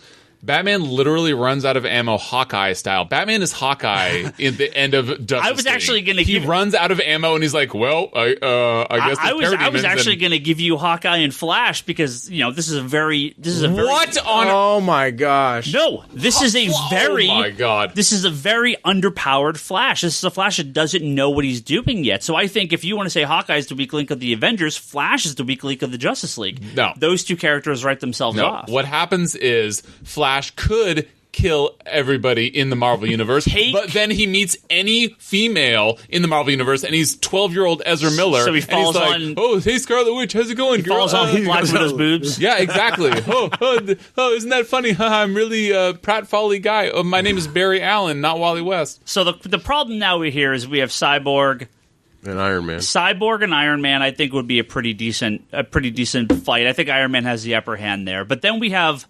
Oh, Charlie just gave you a shitload. What are you talking about? Because he's not an emo teenager? Like this Cyborg, not classic Cyborg. This cyborg, if he just got his hands on Iron Man's suit for a second, it's over. But Tony, alien tech. But Tony's got all that shit built in. He's got shit built in, but he's got a mother box inside him. But he doesn't know how to use it. He has no idea how to use it. No, but just like with the crawler, if he gets his if Iron Man can keep it a distance fight, it's over. Yeah. They could kind of go at it for a while, but if Cyborg ever gets his hands on Tony, no, Cyborg is an angry teenager that has had his powers for like one day. There's no way he beats Iron Man. But this now comes down to the second you compromise Iron Man's armor, Iron Man's out. These are These are how I see these fights going down. Where I think we get to the last one, which is Black Widow versus Aquaman and Wonder Woman, and that's not a good fight for Black Widow, so the Justice League wins. I just don't see... Yeah. I mean, we're talking core... It's a whole different power set. Yeah, and it always has been. I mean, the Justice League in the comics... better, by the way. The Justice League in the comics, any one of them could beat the entire Avengers, short of like... Right. Green Arrow. Maybe Thor. Yeah, I agree, and that's why I will. And you're putting Plastic Man on that list of who can beat them, right? Well, Plastic Man is badass. He can beat anybody. It's a cartoon. He can't die. It's like Plastic Man versus Deadpool. That's a good fight because it would just not annoy the fuck out of you. Yeah, well, half of them. Okay, I would totally buy that comic. Yeah. By the way, speaking of Deadpool being annoying, Spider-Man Deadpool, great comic. Go read it. It's hilarious. Keep going. Let's see. Is that your pick of the week? No, it's one of them. Generic Brotagonist on Twitter. He sent us a bunch of questions before. He says, now that the movie's out, could Cyborg finally be on his way back to the Teen Titans? They seem to be teasing it in the Bat Out of the Hell storyline, and it'll probably continue through the rest of Metal. I think we all want to see that, except in Christopher Priest's Justice League, Cyborg's the team leader. So, no. He's Justice League, at this point, I think, for the long haul, if not permanently. I love Cyborg. I mean, he's fine in the Justice League. I have no problem with that. I think he plays off better with the Teen Titans characters, but I don't get... I mean, I would prefer him in the Teen Titans, but I don't care that he's in the Justice League. People seem to really... I'm not saying that he does, but people seem to really hate him in the Justice League. It's coming from the guy that wants Justice and Firestar in the Avengers. Hell yeah, and D-Man, you know? You do not want D-Man. He was on that run. That's a good run. I know he was on that run, but you don't seriously want him on. Can we get rid of Triathlon, too? Is that He's the worst. Is Triathlon's the worst? Isn't he the worst? No. Yeah, he's the second worst to Dr. Druid. Wasn't Triathlon 3D Man also at one point? Yeah. Just terrible. No, he's second He was worst. not good in like the 80s. Of that run, that's the worst character. Those Triathlon plots in that run of Justice League or in Avengers is like, why? Why are you wasting your time with this character? Terrible. Wasn't that Wade? Yeah, Kurt Busiek. Yeah. Yeah, he was terrible. Nice. Not as I still don't think he was as bad as Dr. Druid, but yes, I will. Well, Dr. Druid's like that's D-Man level. That's a different. Okay, fair play. Fair. Alexis doesn't have a question, but he wanted to know that he bought the 4K HDR version of Wonder Woman, Suicide Squad, Man of Steel, and Batman v Superman. So I approve. That's a good little box. Wow, you have Ryan Higgins' approval. Yeah. Hey, the first quote out of Bryce Quotes was you agreeing with me, so... Yeah, well... I frequently say lies. All right, here's a question. Josh on Twitter asks, can you guys explain how the electric blue Superman came to be, how he eventually turned back to normal? I enjoyed having him in Grant Morrison JLA run, especially the issue where he decides to try out for the Justice League. Yeah, remember Electric Blue Superman? Yeah. I'm blue and red. Okay. This is all off the top of my head, so this is probably horribly wrong. Charlie will correct you. I believe the plot was... It was the next evolution in his... After he died, when he came back to life, his powers were supercharged. And this led to him like break. Again, this is years after he came back, but the idea here was that he became like supercharged with sunlight, and his cells were starting to break down, and they separated into like two different beings: the blue Superman, which is a more traditional, and the red Superman, which is like the asshole Superman. But they were like made out of electricity. I don't remember how he goes back. Was it the big giants? Was that how he got back? Do you remember the Millennial Giants? Don't remember. Was that I remember when they did the big, like... Millennials. The Millennium Giants. Super powered... Is that it? Millennium Giants? Feeding Superman avocado toast. I remember when he was, like, in a space station, constantly shooting heat vision, trying to expend enough energy, because when they brought him back, he was absorbing sunlight too fast. Faster than he could burn off the energy. Yeah. I do remember that. Yep. Now, and I remember I stopped reading it at some point when they split the two. Now, I mean, one of the best parts of that JLA run was Morrison's like, Superman's blue this issue, he's not blue the next issue. Doesn't matter. I don't care. I'm just writing it. If you want to find out why, go read Superman. I'm not even going to acknowledge it. It was great. I love that run. Really? You loved Grant Morrison? Yeah, it was really good. Did you ever read Grant Morrison's JLA run? It's fucking incredible. I actually have. I've read a lot of Grant Morrison, and I loved him just short of how much you loved him, which is tugging on his dick. Yeah. Well, then why are you razzing on me? That was the beginning of Prometheus. Mm-hmm. Oh, yeah. Prometheus is awesome. Oh, so good. Grant Morrison has done a lot of great writing.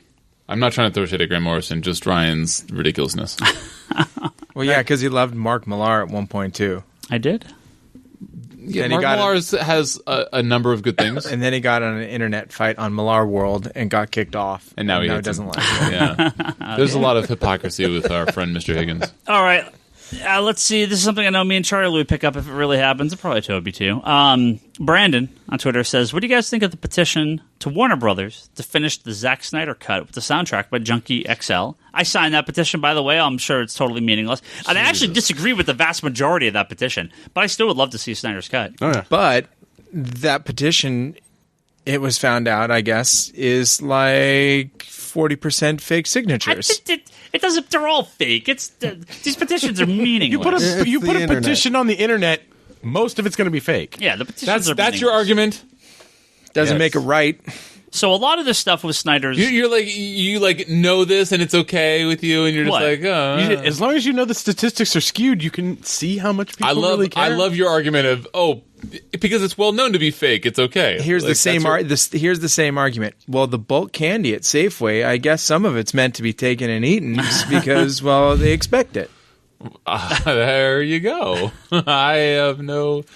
No, does that happen? My whole thing is, honestly, I don't think the studio's going to make a decision based on this petition one way or another. I think they're probably going to just look at it and go, do we have enough to put out an extended cut that... Yeah. No, when Ryan Higgins puts his name to something, it means something. That won't cost us a lot of money. Well, this movie, what is it? What's box office worldwide? It was actually not too bad. It's hit 500. I think it's just shy of 500 right now. Which is not, I mean, the budget was what, 600? What was it second? Right, weekend? but it's going to barely eke over 200 domestically, which is embarrassing. Yeah. But, I mean, the reality is, if they can put out an extended cut with what they currently have or spend a minimal amount to get it ready for release, they will. Well, so the rest of his tweet was apparently credible sources confirmed that a rough cut with some finished effects and music exists internally at Warner Brothers. Now, there's been a bunch of back and forth on this. To the best of my knowledge, Junkie XL did no music for this, so there's no Junkie XL score sitting in a drawer somewhere. So I think that's completely out. I mean, they could get him to do it, but they're not going to pay this guy to score an entire movie. Yeah, there's a rough cut in the shop also that Toby made, I'm sure. So, I mean, there's one at Comics Conspiracy as well. The Amazing Spider-Man 2. A lot of the scenes that were cut prior to filming, so again, they're not going to reshoot stuff to add in. Elements that were trimmed out, it's not like Batman v Superman where they literally cut the stuff out. This is stuff that they would have to go in and do a ton of extra work on. Recolor. Finish the effects. I'm assuming that they've they did a certain amount and then we have to cut it down to 2 hours. Yeah. So I'm assuming there is a fair amount of footage that was probably even mostly done special effects wise. Well, we were talking about all those scenes. The edits. Yeah, we're talking about... there's numerous scenes in the early trailers that don't even show up in this movie. Yep. So I don't think we're going to get a director's cut just because I don't think it's financially feasible. We might get an extended. But we'll probably get an extended. Yeah, but a bunch of extra scenes and stuff like that. But yeah, they had a bunch of those. Cut scenes that were in various states of visual effects, and most of them were completely missing visual effects that we talked about. Though were up on Vimeo, they all got pulled down. And again, that would have only added a couple minutes of just more character development stuff. So it's not like it's key scenes. That would have been nice. No, I mean, not sarcastically. The rumor about the reason they cut the Flash scene with Iris is they're apparently going to recast Iris. That was a rumor floating around the last couple days. For the several future DCEU movies that they have coming out? Well, at least for Flashpoint, Wait, I'm sorry. What? The Flash movie is called Flashpoint. Again, I'll believe it if I see it, but... Oh, I didn't know that the Flash movie has been greenlit. I thought that... it has. They just have no director, no script, no... I mean, they've had a Flash movie. They have not started production. If they haven't started production, there's no way to expect it will actually happen. Yeah. Look, they've been talking about this Flash movie for like 2 years now, so... I love every DC movie that isn't Suicide Squad or directed by Zack Snyder. So... Green Lantern? Oh, Steel doesn't count. Catwoman? No, I meant extended universe. I don't think is anybody arguing that the Ryan Reynolds is like supposed to be extended universe? Is anybody arguing that? I mean, are even you arguing that? I don't think you are. So it was supposed to be, right? The original intention was but it was supposed to be. It's not. I would love for it to be considered canon. There's no reason it can't be. It's just like, sure. It's not dark enough. Haha, but no, but not even you were arguing that that's an extended universe movie. If they want to make it, I'd be totally down with it. I don't think it is, though. God, you are the worst obfuscator. As far as I know, it is not. But if it was, I would be totally happy with that. Thank you for proving my point by saying more words. I mean, is it? No. You should be a politician, not a comic store owner. They've said it is not. I would still like it to be. There you go. That's a better answer. All right. I mean, the way I kind of look at it is this, and this is a point somebody else said on the internet recently. If they make it part of the universe, they don't have to retread over the origin. They can recast and move forward and assume people are already aware of Hal Jordan's origin and all that. Except nobody watched the movie because... So that would make it 4 out of 6 A's. I gave it a B. You gave Green Lantern a B? I thought that was like your favorite movie ever. No, I like it a lot, but it's got some flaws. Director's cut solves Green Lantern a B and Justice League an A and Man of Steel an A. I put Green Lantern in the same level as like... How does Guardians 2? How does anybody take you seriously? I didn't like Guardians 2. Guardians 2 is way low on my list. Once he says certain things, I just tune out. I'm like, Guardians 2 is way low on my list. I'm just like, I can say I'm great as like... It's like arguing with a kid about... What's do you my like B? peanut butter and jelly? No, it's fucking Iron Man gross. 2? I think like Iron Man 2, Thor 2, Iron Man 2, Thor 2... Yeah, we know your lists. What else did I give a B? Did I give Doctor yeah. Strange a B? I think I gave that a B minus. No. There was a list on our Facebook page the other day, and I was like, that list is oh my god, terrible. That Pace Top 100. Just the worst. It is the worst list I've ever... If you think my list is bad, go look at this fucking list. It's Pace's Top 100. Right, but that's supposed to be clickbait. You are actually like, I don't even know. Are you trying to be like... No, Are you trying to be disingenuous, or are you just like falling your ass and you are I like the movies that I like. This list is the worst. Like, it is a terrible list. It is. It's like they put 100 movies... But it's a clickbait list. Yours is like, I run a comic shop and I'm the authority and I run a podcast. It's like they put... the top 50 and the bottom 50 in two separate categories, hit shuffle, and just put the list out that way. Like, it makes no sense. It really does. Yeah.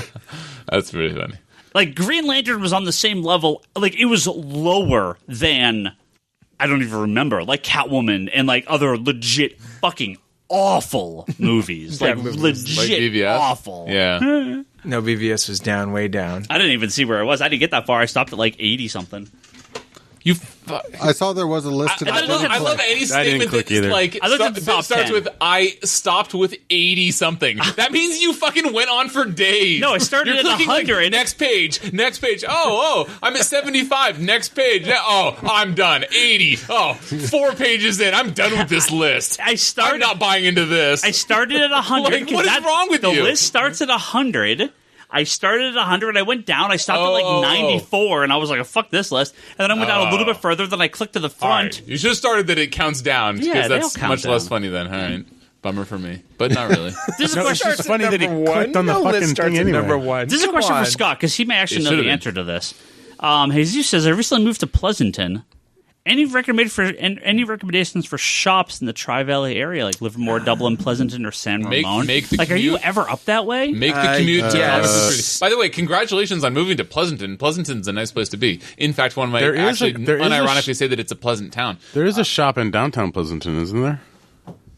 Because I'm never up that way. The only one, and this is totally pointless for anyone that doesn't live in Northern California. I've been to the one shop in downtown Pleasanton, and I was not impressed. It's like this old dust-filled place. Is it Smash Comics out there? It is the shop that I will go to that's in that area is Flying Color in Walnut Creek. Yeah. Is that up so there? That it's probably about 15 minutes away from Pleasanton. Yeah, that's Joe Field's shop. Wow. That's a lot farther, isn't it? No. It's the same neighborhood. Yeah, Flying Color. Not neighborhood, but you just get on. You get Pleasanton and then San Ramon, and then like you have to go to Walnut Creek. It's like 30 minutes. No, Pleasanton and San Ramon are like right next to each other. Okay, maybe we should take this offline. Yeah, Walnut Creek's I haven't north. been to Flying Colors since like Maximum Carnage came out. So that's talking about great stories. It's a good shop. So, Pleasanton, I don't know what's there. Flying Colors is owned by Joe Fields, creator of Free Comic Book Shop, Free Comic Book Day. No, and one of the best guys in the business. Joe Fields, awesome. Yeah. So I liked buying there. So Walnut Creek. Make the trek. It's going to be 15 minutes for you, 20 maybe. Yeah. And don't go out in traffic, though. Yeah, don't go in traffic. That's a cool little tidbit. Yeah.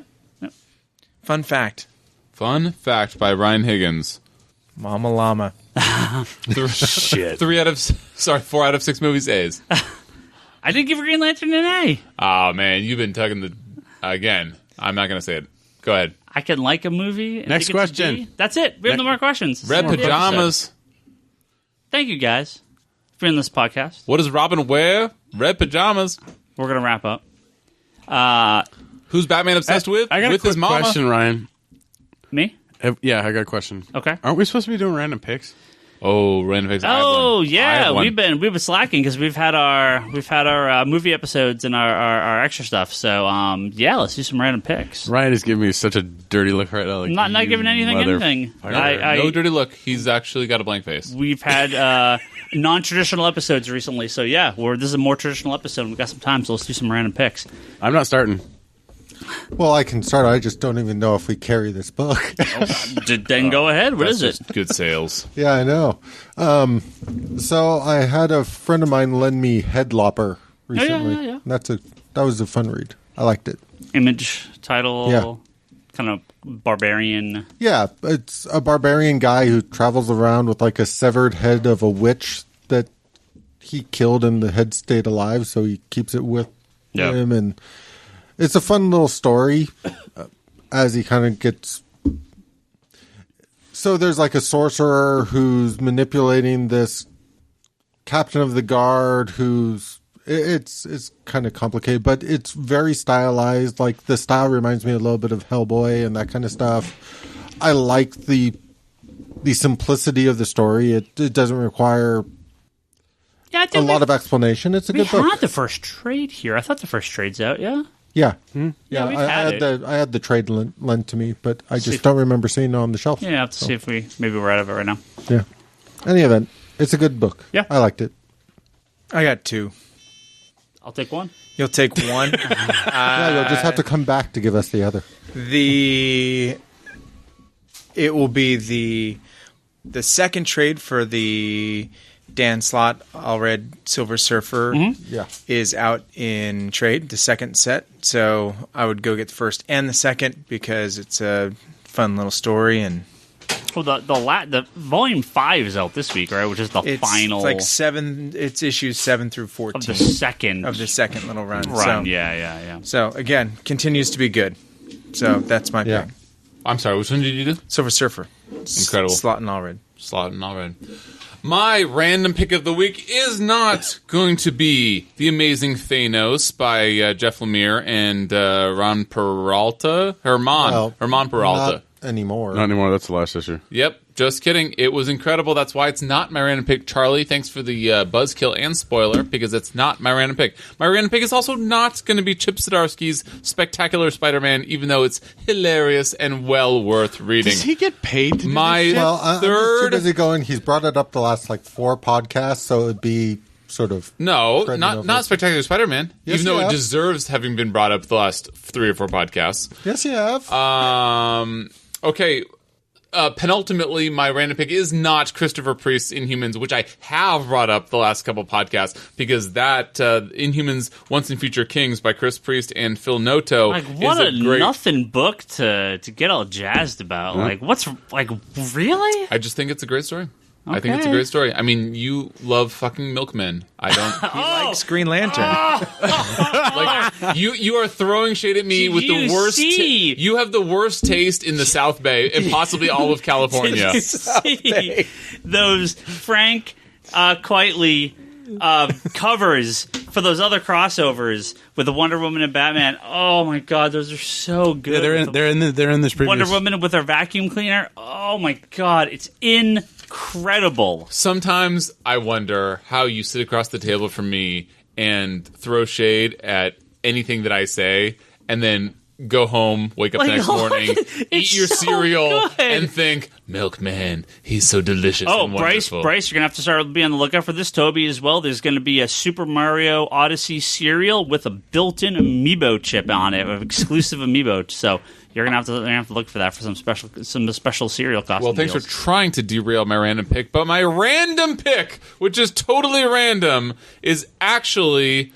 something that I've mentioned in previous podcasts not too long ago, which is Daredevil by Charles Soule and Ron Garney. I think that Ron Garney's got a great Frank Miller drawing going on. I think that this is the middle of a great run that Charles Soule will come out the other end smelling like roses and not shit. Because that's the opposite, but Daredevil's going through a little arc, and Charles Soule is ushering him through it very well. There's been some great story arcs. There's been a common thread that's been recurring throughout. The art has been very good, and I have nothing better that I can say other than I give it 2 Bryce thumbs up, which is the height of praise. Do you like the Kingpin? I haven't started reading this arc yet, so I'm... Yeah, Mayor Fisk? Yeah. There's only been 1 issue I haven't read it yet. No, the Daredevil issue is good. It was interesting. Oh, is it a crossover? What? You said the Daredevil issue. Is it a crossover? Mayor Fisk? Yeah. No. So it's in Daredevil. only in Daredevil. Okay, well, that Daredevil issue. Whew. I haven't read it yet, as I just said. So I will look forward to reading it, and I will report back, certainly, especially if Ron Garney is doing the art. But it's been great, and I'm sure that Mayor Fisk continues the trend. And like even just saying the words "milk wars" should disqualify you from owning a comic shop. Look at that! Or Look being at that considered beautiful a man Frank of Quitely intelligence. art. Look at that! Oh, God, he's full of collagen. Flip to the next page. He's full of collagen. Oh, look at that! Look how great that is. Wonder Woman with the vacuum cleaner. That's the funniest thing she's ever. Got, like, paunchy cheeks. Oh, it's in her so good. Face. She's probably 20. She looks 60. Thanks, Frank Quitely. Seriously, book of the year. Like, no question asked. If only Tom King That's did an fucking blasphemous, considering Tom King's If only, well, it's 2018. resume. We don't know. Maybe Tom King will suck next year, but that book of the year. What's Jabba the Hutt all about? That's the like penultimate villain of the Hand. Jabba the Hutt? He's Those are some nipples, man. He's the Those are beast. some big nipples. He's not Jabba the Hutt. He's the beast, that runs the Hand. It's Jabba the Hutt. By the way, he doesn't look anything like Jabba the Hutt. He doesn't have a sexy slave bikini lady. He doesn't throw people in tauntauns or sand pits or whatever the fuck that is. He's he's the beast. He eats Daredevil. So, oops. When in Rome. I don't eat Daredevil when I'm in Rome, but, that's Latin. I'm trying to think. There's nothing new I've been reading that's not the same stuff I always talk about. I checked out Port of Earth a few weeks ago. The new Image title. That was a really interesting concept. So what's it about? It's basically the first alien contact we have isn't for an invasion or peaceful talks or anything. No, they approach us about being a port for spaceships because they apparently run on kind of a water-based engine system, and so we become this port for just spaceships to land and refuel and then take off. And it talks about the how people are not really accepting of aliens landing and xenomorphia and all that stuff. So I thought it was a really interesting concept. Issue 1 is out, not issue, and hopefully issue 2 comes out fairly soon. But for the most part, I checked it out. It was good. I have a pick. Whoa, holy crap, Toby's here. Who is this? Holy shit. 90% of my picks, I have no idea what my pick, or what I'm actually picking. But if it's Toby, is your mic on, Toby? Yes, because it's your mic, bitch. I've been looking forward to this book ever since it came out, so I asked Ryan to order it, but like always, Ryan said he ordered it, and I asked him about like 4 weeks later, and he goes, oh, yeah, I ordered it. I'm like, why is it still not here? 2 weeks later, he goes, oh, yeah, I ordered it, and I see him doing some stuff on the computer, and then somehow it shows up a week up later. So I finally got this book. Yeah, it's called The Dam Keeper by Robert Kondo and Dice Tatsumi. And it's by a couple Pixar guys, and the art looks really fantastic, and I will update you guys after I read it. I love how your random pick you have not read. Yeah, it's because I've been waiting on this book for like 8 weeks. That should be your random pick next week when you come in, like at the end of the podcast. Yes, it will be. Again. There's a pre-pick. And it smells good. Yeah, supposedly. It's got that delicious printing smell. It does have that. It looks like it has a nice look to it. Well, it's Pixar, so this is true. Not officially Pixar, but well, if you're excited for Milk Wars, you need to get a little backstory. So now you're talking to 0.01% of your audience. I think people just turn it off right now. No shit. I'm ordering more copies of Milk Wars than every Marvel comic. I am not surprised that you are doing that, and given the state of Marvel Comics right now, I can only hang my head and sigh in frustration. If you want to read Milk Wars, I highly recommend you read Doom Patrol Volume 1 by Gerard Way and Nick Darrington. It came out a bit ago. This collects the first 6 issues, I'm assuming, right? Yeah, 1 through 6 of Gerard Way's more recent Doom Patrol series. Now, unfortunately, like all good comics, it's been hit with massive delays recently, so I'm actually holding off reading. Interesting. It's always trolling Marvel when it's Marvel's delays, but it's all comics when it's DC's delays. Oh, no, Marvel and DC have been really good recently. Dark Knight 3 had a bunch of weird delays, but that's sort of a special thing. Marvel's been legitimately very good with delays. There's been almost none. Wow, interesting that we never hear that from you, except for when it's bad. Keep going. Well, no, because they had that really bad bout with Secret Wars, where there were tons of delays. Yeah, that was Civil War 2 more stuff. Marvel shit. It's been a while. No, it's the event and the crossovers and all that bullshit that their tardiness comes out more. But regular book wise, they've been consistent for a while now. I think Metal's getting pushed back a couple of weeks, but I mean it's nothing major. It's just little things here and there. Why doesn't that elicit a laugh from Brock? But Doom Patrol definitely would if it was because they announced it like 3 months in advance. Oh, you're right. My mistake. I thought that it would have if it was a Marvel title. Keep going. Now, Gerard Way's Doom Patrol. This is the first book that came out as part of DC's Young Animal run. I mean, we've talked about these books from time to time, but again, it's tough to match the Morrison run, but it's as good as I think you're going to get from a current Doom Patrol series. It is as weird as the Grant Morrison run, maybe even weirder in certain ways. Danny the Street plays a pretty big role in it if you're familiar with that character through Grant Morrison's run. I really like that character. He's a very strange... He's a street, or in this case, an ambulance. He's whatever he needs to be to move the plot along. He becomes Disney World for a little while, Danny World. It's a very strange character, but I really like Danny the Street. Yeah, if you missed that old Vertigo style, I think this Doom Patrol book is perfect example of a who's writing this Milk Wars? Gerard Way. Well, it's all the writers from all the Young Animal titles, but Gerard Way is writing like the main one. So, I have a lot of derisive stuff to say about it, but it's based on complete feeling and absolutely no fact. And so I'm going to save Milk myself. Wars to you, dude. I hear the name Milkman and the arc named Milk Wars, and I just feel like, look, okay, if you've got an SO, you need to fucking like save yourself and go on a date. And if you don't have an SO, you need to fucking get on Tinder and not order Milk Wars. I've talked about this before, but I will explain it to Bryce in person so you can. I'm sure it'll be way better this way. I mean, the book has not come out yet, but this is just the plot as it's been kind of talked about through solicitations and everything. There is a character named the Milkman. Oh, God. Who is basically the anti-Monitor. Okay? Yeah, this is the stupidest thing ever so far. Keep going. He feels that the DC universe has become too weird and wants to make it very normal and homogenized. So, my God. So all the characters like Doom Patrol and Shades of Changing Girl and like Cave Carson and all that, right? Mother Panic. It's a crossover of those books and Justice League characters. So it's them teaming up with the Justice League in order to stop this. So a bunch of weird characters and then characters that can actually sell books. Got it. Yes. Yeah. Yes. That's exactly right. And they team up in order to stop this like cosmic threat of making the Young Animal books normal, dumb superhero comics. Okay. It is like such a fucking incredible meta concept, and I'm so excited for this book. I cannot describe how excited I am for this. It is my most anticipated book of 2018, no question. You're doing a good job. Yeah.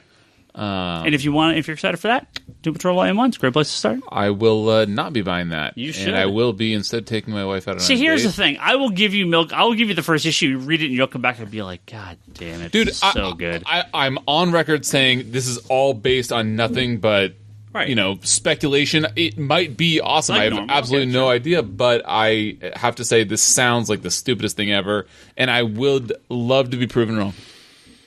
Just like I wanted to be proven wrong that Justice League wasn't going to be very mediocre. I tried reading this when it first came out, and it was not for like my kind of taste. Yeah, like it's definitely something that you're going to have to. I would say, yes, check out Doom Patrol by Gerard Way. If you like that, then Milk Wars might be up your alley. Totally, but if you don't really like it, it might not be up your alley. But if you love covers of Frank Quietly, you should be buying it. Yeah. Or even Frank Quietly. That too. All right, we're going to wrap up. Thank you, everyone. We're going to thank our good friends for Patreon here, patreon.com/comicconspiracy. You can kick us a buck or two or more. And get some... Charlie needs a little help with that slipcase. What? No, it's premier-size hardcovers. They're premier-size. Get out of here, premier-size hardcovers. You don't belong in Charlie's shelf. We have to thank our good friend, size. Julian Titus, who has the Nerds Without Pants podcast at pixelbit.com. Okay, I got something to say to Julian real quick. Julian, why are you not getting Doomsday Clock from us? You better be getting it somewhere else. It probably is. All right, just make sure. Ryan Hess has Blowhards. It's a video game podcast. Check that out at blowhards.libsyn.com. Don't blow on those cartridges, man. That's not good. You should use a cleaner. You're not going to get your spit inside of it and ruin it. What? Like the old Nintendo cartridges, don't blow on them. That's a bad idea. Really? Yeah. What about the Atari ones? I've only done that all my life. Yeah. I know everyone did, but yeah, you're not really supposed to. Jody Lawson. Don't play cartridge games with Ryan. Has canon the Triad Comics anthology at triadcomicstudio.com. Let's thank our good friends Manoa Place, Sam Chea, Talon Bray, Craig Anderson, and Joe Duff. Thank you guys all very, very much for your continued donation to the Comic Conspiracy podcast at Comicspiracy. At patreon.com/comicconspiracy. Go to comicconspiracypodcast.com, Geekbox, iTunes. Give some reviews if you can. The Comic Conspiracy, geekbox.net, or the contact forum on Geekbox. It's a long form. I should put the Facebook group in here. I don't know why I don't put the Facebook group. Go join us on Facebook. You say it every so often. You do mention the forums like every time. Yeah. No, I never mention the forum. Group. No, the contact form. Not forum. Oh. The contact form. Like contact this whole time, I've been getting wrong. I've been going to the forum looking for the forum, and I've been formless and red pajamas with my mama. I don't think we can play that. Maybe my Boston Mumble came out contact forum, but it's contact form. I've heard forum ever since I've been here. He says form, but it comes out forum. Forum. One of those. It's because you're from the South and you got red pajamas. We can play it because 23, Ryan played a whatever song it last takes. week. Digital.comicsconspiracy.biz. That is where you can buy all your digital comics. Hopefully you bought. Are they still doing the Black Friday stuff? Or I think most of that's done. There was so much stuff on sale. Sales. Yeah. Missed him. ConspiratorBrock.com. That's Brock's blog and video pull list. Wanderers in the Fourth Dimension podcast. That's Charlie's Doctor Who podcast. And Etsy.com/shop/Leanne Hill Art. You can pick up some prints from my wife, Leanne. She is going to be at Heroes and Villains this weekend if you're there in San Jose. I will be there. Toby will be there. Our friend Lane will be there. Toby and Lane, they're going to be ripping over. She has some cool new prints that I saw Lord's up in the shop. Yep, she just did a Felicity print. Emily Richardson? I pronounced her last name. Don't you need to get her signature? She's going to be there. Yeah. I'm fucking broke. I don't know what I'm going to do. Some more of the milkman money. Yeah, I know. Said nobody. But we'll all be at Heroes and Villains this week, so you can. Do you got to get that poster out of the frame to do that? What are you going to do? Oh, yeah. Yeah. I mean, That's why you never flattened it. Yeah, you just pop the back off. Yeah. The Lord spoof for me and Lane. Yep. Come say hello. Yep. Don't say hello to Leanne and Ryan. Come say hello to me and Lane. Lord Mesa, go check him out, and Toby and Lane will be there selling some stuff. In their pajamas. Ryan Higgins, Ryan. That's me. I'm on Twitter. Brock is Brock Sager. Larsen, Bryce. That's Bryce Larsen. Toby's Toby XI. Charlie's Insanity and Chaos. The store is Comic Con store. Scott doesn't, I don't think, do that. Nah, just leave me alone. You should friend on Animal Crossing. Animal Crossing. You do the Animal Crossing. I'm Bob Ross. Bob Ross. Yeah, what's the name of the game? I like my blank in Pocket Camp. Animal Crossing Pocket Camp. Scott's friend code is. Let me get it here. Hold on. I don't know. That'll take me a minute to get. But yeah, we're all on Animal Crossing. You should join us on there as well. You have to give them the code, don't you? Yeah, it's fine. They'll figure it out. They should join us on the forum. If you ask me on Twitter, if you friend me on Twitter, you'll have my contact if you link your Twitter account. So I will not play Animal Crossing. You know why? Why? Someone took my fucking name. What? Oh, Yeah. Really? Toby XI? Yeah. No. Or X-Men Lover, number 2. That's just on the still on the you. Nintendo. You're number 1 and number 2 and number 3 and number 4 and number 5. Touche. Who are you on Animal Crossing?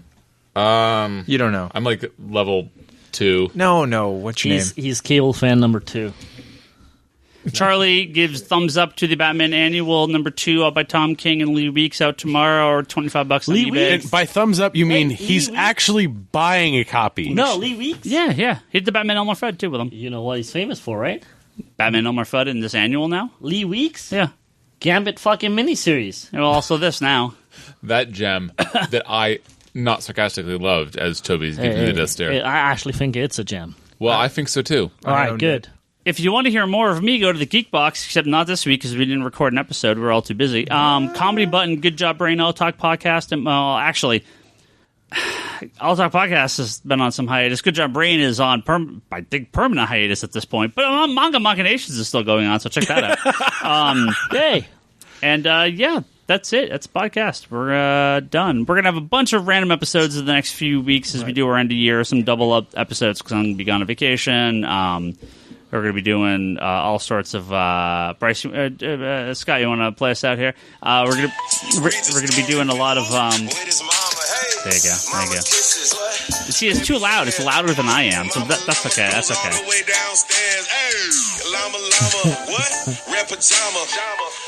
Thank you for everybody that supports us. Marvel's better than DC in the movies.